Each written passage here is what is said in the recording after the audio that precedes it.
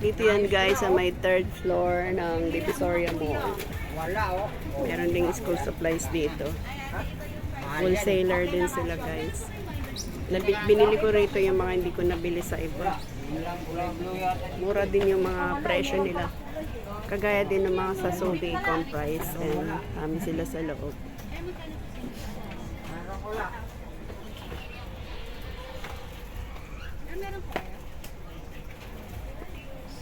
Okay na yun, sir. So yan o. Third floor malapit sa food court. Ayan ang pangalan nila. School supplies. Ito yung kanilang number.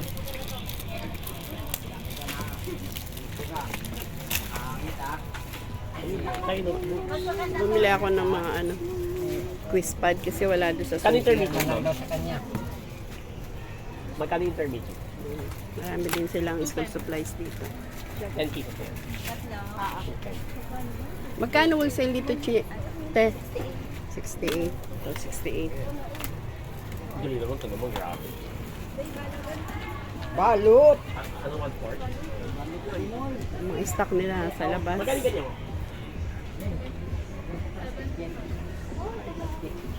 Ano rin bumibili, oh. Kapag din nila yung mga nagtitinda ng mga speaker. Long ano ba o short lang? Isang long, isang short. Anak ko lang ito. Nabalot. Ba? Well. Tama yun, ma'am.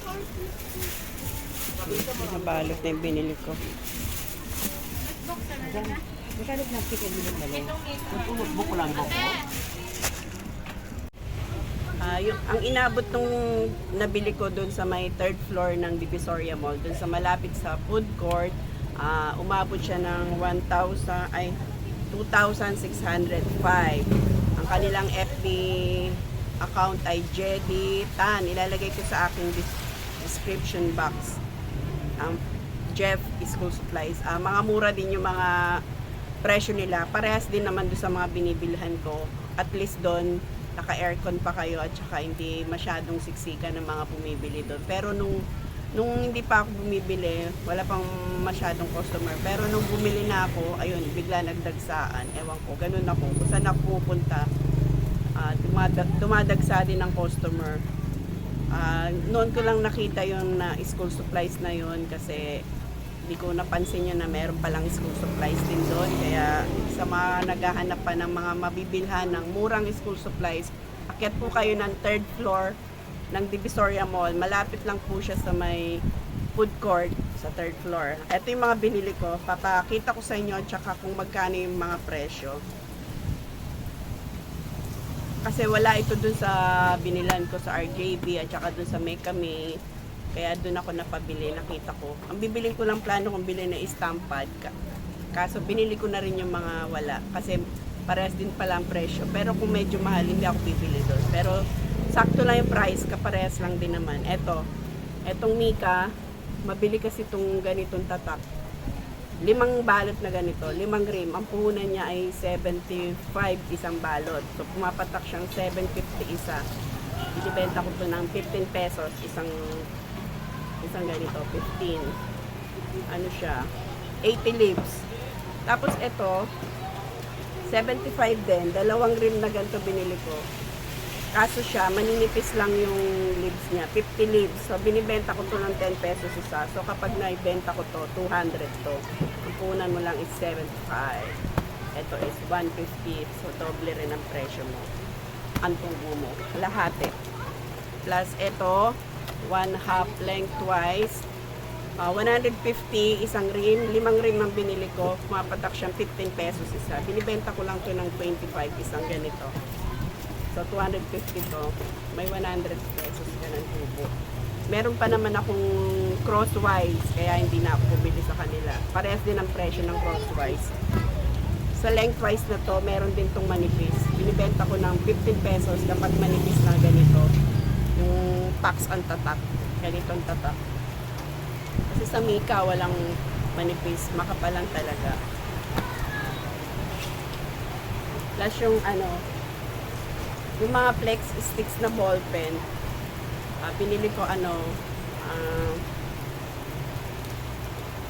anim na box, kulay blue, black, and red, tigda dalawa, plus isang box na green. 50 pesos lang. Ang benta nito is 10 pesos. Ang laman naman nito ay 12. So, 120 yan pag nabenta mo. May 70 ka na. Pas lamang ang ating tubo. Plus, eto nga yung pass dice, yung Jobos. Color black. Kasi ang pinakamabili black. Pero dalawang black ang binili ko. Kasi minsan walang ganitong tatak. Wala na yung Venus. Eto na pumalit sa Venus. Maganda rin naman to, master. 48 pieces, 5 pesos ko binibenta. So, papatak siya ng 50, 200, 40 pesos. Ang puhunan niya is 132. Dati 110 lang to, naging 120. So, ang lagyan mo ulit ng cover, tinanggal ko pa naman. So, ayang ulan, uulan, titigil. My God, nasira ang ating benta. Sira ang ating benta sa ulan. Ito lang sana yung plano kong bilhin, pero nabili ko na rin yung iba.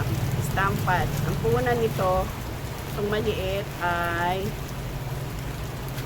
25. 25 isa. Ito naman ay 30. Ang puhunan, bebenta ko ito ng 50, ito 60. Yan. Walong ganito, 6 na ganito. Ang pinakamabiling kulay nito is black, blue, and violet. Yun lang naman ang binibili ko. Red, hindi masyado yung red.